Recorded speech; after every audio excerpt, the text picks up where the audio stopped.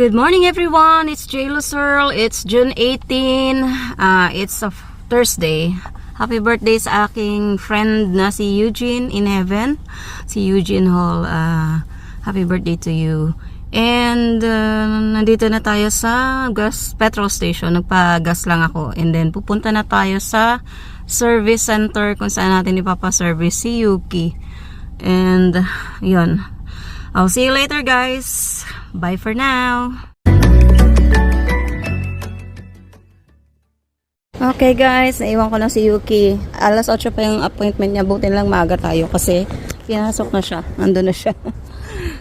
So, si Stewart nandun na sa kabilang nag-aantay na sa akin. Kasi sabi ko, sabay na lang kami pupunta kasi siya ng town. So sabi niya, gusto niya daw mag-coffee. Sabi ko, sige, tamang-tama, may service si Yuki. Sama ako sa'yo. Ayan, guys. Service naman. Service. So, nandito si Stewart sa kabila.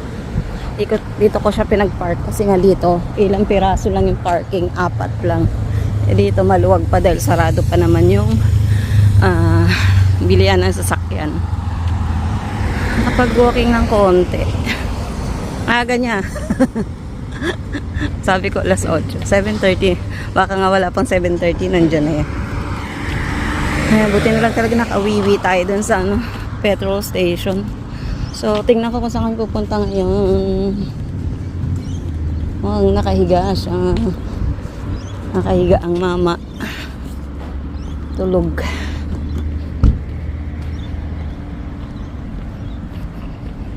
Yan yung kotse na. Pacific Coffee na kami guys. Sama na yan. Ang driver ko. My driver is sleepy. First time namin umupo dito. Charin. Si Mr. I don't know. Dito na yung order ko. Yeah. A few moments later. The train like guys, meron tayong red light there flashing. There's the train. But it's my first time to see those guys in the middle of the street. Yeah, well, I haven't seen that before either. Oh, we could be here for a long while. Some of these things are absolutely enormous. long, yeah. Because it's supplies. Supplies. Yep. See, that's what we call that one. What is it in there? Cannot see. Cannot read it. It's too far away. There's the train, guys. It's what do you call that train? Cargo train. Yeah. Cargo train. Goods train. It's from China. Hey? All the way from China? All the goods are from China. Okay. You say so. See guys, it's too long. So you will wait for so we started this 1 minute ago. Look how long it is. Oh, still look, it's right the way back up there. There's miles of it. The trouble is, I'm not going to be able to turn right in a minute when I want to, am I? It's our supplies. I have to go down to the lights and turn right. Slice. Daming supplies namin, guys. Lots of supplies. Linfox. Linfox is a trucking company. Yep, like the Lindsay Truck Services. Okay, if you say so. Linfox is Lindsay. There's a Costco shipping. Linfox have got lots and lots of big trucks going up and down the highways all the time. Yeah. Obviously, they've got lots of containers as well, and they're all on this train. They're rich. Well, somebody is. Let's check some cars. There, yeah. Richard said he will buy me a car there, like a color blue car. And hi guys, tapos na kami mag Kmart. So meron na siyang nabiling ganito. Ito pala yung hinahanap niya, yung cubicle na kagaya sa akin, bookshelves. So, yan. Binilhan din niya ako. Ewan ko kung ibibigay niya yan sa akin. Sabi niya kasi kung gusto ko raw. So, dalawa yung binili niya. $39 each. Yung una kasing napili niya, open siya, hindi siya cube by cubes. Ito kasi mas maganda, cube by cubes. Sabi ko, at least madidivide mo yung gusto mo ilagay. Tapos nakakita ko ng $5 lang na para siyang best, pang cover for, yan kaso size 8 siya. Size 8. Ang cute, diba? Oh. And then, nagpabili ako ng bulak. Pang astringent. Nag-toilet siya. Katapos ko lang mag-toilet siya naman kasi nga yung gamit namin. And ito yung bago dito. Gusto ko rin i-try yan kami ni Bunso. Kaso ayaw niya kasi nga nahiya siya dahil daanan nga ng tao. Sabi niya kung doon yan punesto sa may gitna kahit pa paano. Yan, daanan din ng tao. So, antayin ko na lang siya. And then, punta kami sa second hand shop. Ata. Parang may gusto pa siya tingnan. Sa bilihan pala ng mga bilihan ng pambalot ng kuna? Basta yun yung blanket na makapal. Duna ata. Pambalot ng duna. So, punta kami doon. Then, marami pa kaming oras kasi sabi, matatapos si Yuki ng 12 o'clock. 9:40 pa lang. So, may mga oras pa kami para maglagalag.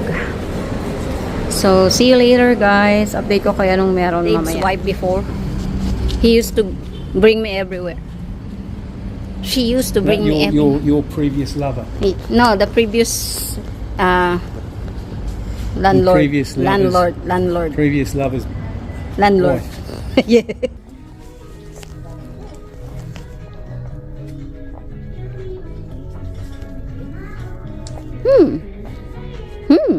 It's a nice place. Well, you can get stuff in Kmart and Tesco, not Tesco's, the other one, cheaper, but not always as good quality. Yeah. Bed. Chairs. Bed. Chairs. Cute. Yeah, that's the one. Cute. You could lay out on that. Could lay out on that in front of the fire. $179. My Gulliver. This one sale. What cover For children. for children. Kids. Oh, that's what I need. The whole thing. All that? Yeah. The whole thing. How many thousands of dollars is that? Cute. Okay, let's see. $549. Where did you see? There. The whole thing. Yeah. Mm. I think so. Yeah, it says there. Yep. Is that with that little table as well? Whole set. Jesus.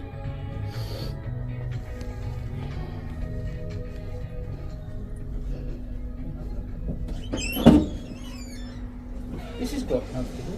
This one is nice. Carpet. You should buy a big carpet like that, not the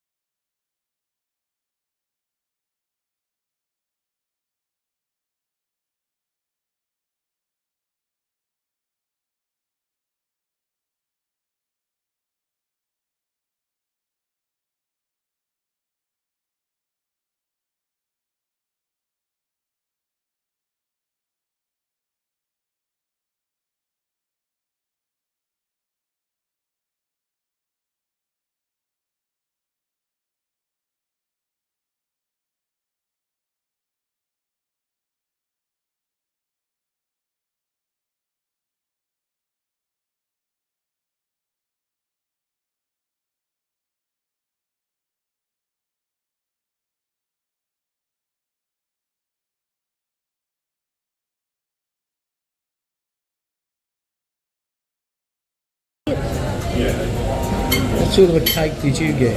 Caramel. It's a different color. Chocolate drop. May caramel.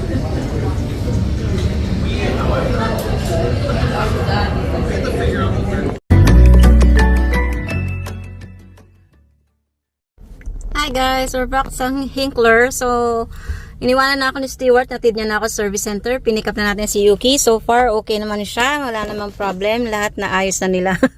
Na-change all na and everything. Pati yung mga tires and ating mga oil na okay na. And 200 plus yung binayaran natin. Actually, si Bunso ang nagbayad. Dala ko yung ATM. So, pupunta muna ako ng Hinkler kasi maaga pa. Gusto nga sana ni Stewart, i-drop ko na lang daw yung kotse. Tapos, iwan ko na lang doon sa work ni Bunso. Sabi ko hindi kasi last day ko na nga ngayon mag-drive na kasama siya.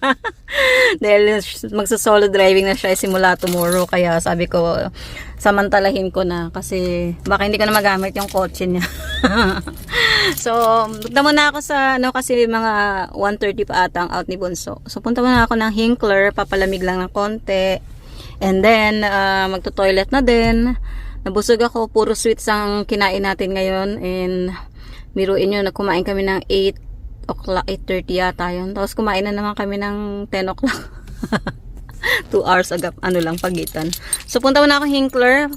Maybe sa Kmart or sa Reject Shop. Hindi pa ako nakapunta na Reject Shop for so long. So, tingnan ko kung anong meron doon. So, see you later, guys. Bye for now. Dito na tayo, guys. Sa work ni Bunso. So, nakapunta ako ng Hinkler. Nagpunta tayo ng... Hindi na ata ako nakapag-video doon sa Reject Shop. Nakakuha ako ng mga panggamit sa kitchen. Mga sandok. Naghahanap kasi ako nung para sa mga pasta, yung clipper siya. Wala akong nakita. So, ang nakita ko lang doon, yung pang-ipit ni Bunso. Later, i-haul natin yon. So, pwede ko namang i-haul ngayon habang mag-aantay tayo. 1 o'clock pa lang, 1:04. So, baka mga 1:30 or 2 o'clock lalabas si Bunso. Parang busy sila kasi late na siya nag-breakfast 10 o'clock na. So, I don't know kung anong oras siya nag-lunch. So, yan. I-haul ko na lang sa inyo para makita niyo yung ating pinamili. So, ito yung pinamili ko sa Coles, pagkain ng pusa. Itong ating paper towels. Bumili ako nito. And itong tawag dito. Ay, hindi pala sa... Oh, tama, sa Coles. Tapos egg. Tapos bumili ako ng sausage saka ng burger patty. Ito naman yung sa Reject Shop. So, bumili ako ng mga ganto. Ayan. Plastic containers. And toothpaste. Tapos, itong ipit ni Bunso kasi nasira na daw yung ipit niya. So, binilhan ko rin siya ng maliliit. Ewan ko kung ano gagamitin niya rito. Tapos, bumili ako ng itong lalagyan ng pabango. Nasira kasi yung ganito ko. Madali pala masira to. Tapos isang size. So isa maliit, yung isa medyo malaki ng konti. Actually lalagyan ng kanin yan. Tapos bumili ako nito. Lalagyan ng isa kong salamin. And nakakita ko ng stand desktop. Ewan ko kung maganda to kasi ano siya hindi siya stainless. Nahanap ko kasi stainless. So, ito lang siya. Ayan. Ayaw niya lumabas. Ayan. Ganyan siya. Ayan. Marami na ako nabiling ganito. Laging palpak ba? Alam niyo yun? Tulad niyan. Tingnan niyo. Sira agad yung natatanggal agad yung adhesive. Yung isa lang talaga na gusto ko. Hindi ko lang alam. Matandaan ko sa ko yung binili. Pero alam ko sa Reject Shop ko rin yung binili. Baka dun sa kabilang Reject Shop sa may Coles na malaki. Ayan. Usually kasi, pagka gamit ko mga ganito, natutumba yung cellphone ko. So, ayan. Tapos bumili ako ng mga ganito. Ayan. Magtatapon na naman tayo ng sandok kasi meron na naman tayong sandok. Ayan. So, tatlo yan. Wala kasi ako nakitang clipper nga yung hinahanap ko. Tapos bumili ako para sa inaanak ko kasi magbe-birthday na siya. Gusto daw niya ng mga cars. So, I don't know kung itong cars nga ba yung hanap niya. Yan lang yung ko. Sa bagay kasi na siya, 2 years old ata siya. So, bahala na. Basta cars. Something about cars. So, I don't know. Kasi sabi ng mama niya is cars daw yung hilig ng bata. So, bahala na kung magustuhan. Basta yan, may cars na siya. So, naglalabasan na yung iba. I don't know kung lalabas na rin si Bunso. So, wait na lang natin. See you later guys. So, ayan lang atin. Ito kasi, more on panlaba. Lalagyan ng mga, ayun sa, ano siya, body wash. Tapos, ang tawag dito. Body wash. Tapos yung bulaklak ni Mami. And, tissue. Paper tissue. Yan. Paper tissue. Tissue na sa table. Yan. So, yan lang guys. So, lumabas na yung iba niyang kasama. Baka sunod na siya. Ando na si Hunik at saka si Gemma. So, wait na lang natin si Bunso. Ewan ko kung siya magdadrive. Pag hindi pagod yun, siya magdadrive. Ayan. Hindi ko muna ilalagay yung P kasi baka hindi siya magdadrive. Antayin na lang natin siya. Maya-maya nandyan na yun. Lipat ko pala yung bag ko sa likod. Likod. Ay, naku Lord, ang bigat ng bag ko. Ay, meron pa pala akong binili itong ano, yung parang best na ano, nung pang winter na damit. Size 8 yun. Magkakasya yun kay Hazel. Hazel na pamangkin ko. Uwian na, dito na ako. Si boyfriend, sa kanya nasasakay simula bukas. I don't know kung papayagan ni Trent. Sabi ko sa kanya, maganda si Trent, sabay sila ni Trent sa umaga, tapos sa hapon pwede na siyang sumabay sa kanya kasi pag umaga medyo parang hassle sa kanya doon, magmamadali kasi siya sa umaga kasi dadaan pa siya doon, tapos you know, alam niyo yun. So bahala sila mag-usap, total siya naman nagda-drive na.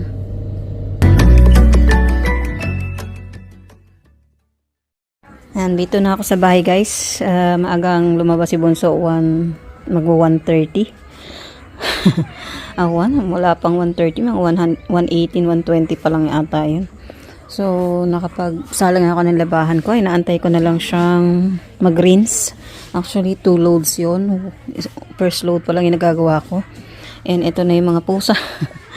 Nangihingi na ng food, although may mga food pa sila dyan, pero kanina pa yung umaga. Pag mga ganyan kasi ayaw na nila yan kasi nga nilangaw na or ano, arte, diba? Hindi mo alam kung talagang stray cats tong mga to kasi maarte. So, yun, natapos yung araw natin and napa-service Yuki, nakapag-shopping ako and window shopping at the same time. So, starting tomorrow, baka makapag-walking na din ako. Pero ang plan ko sa umaga, ilalabas ko si Abu. Tapos mag-walking ako. Nadaling ko na yung tangke ng gas kasi kailangan ko bumili ng gas. And then afternoon, namumulot tayo ng bottles. Kasi may mga nakita akong bottle. Sana wala pang nakakuha today. Para bukas ng umaga makuha ko pa yun. Medyo ilan lang yun pero at least makakadagdag yun sa aking ipon. So, ayan. And salamat sa pagsama nyo sa akin today. Nag-enjoy sana kayo sa panonood. And don't forget to comment below guys. And shout out sa aking Team J-Lo and sa mga sumusuporta. Comment lang po kayo below and hope you share the videos as well and mention nyo lang po yung name ko. And sa mga Facebook natin dyan, shout out sa inyong lahat. Maraming salamat sa pagsuporta sa akin sa Facebook, sa aking page. And ingat po kayo lagi and I'll see you on my next video. Bye for now guys. Bye. Subscribe to JLo Cyril Pinay Living in Australia channel to stay updated on her videos. Long live J-Lo Searle! Long live!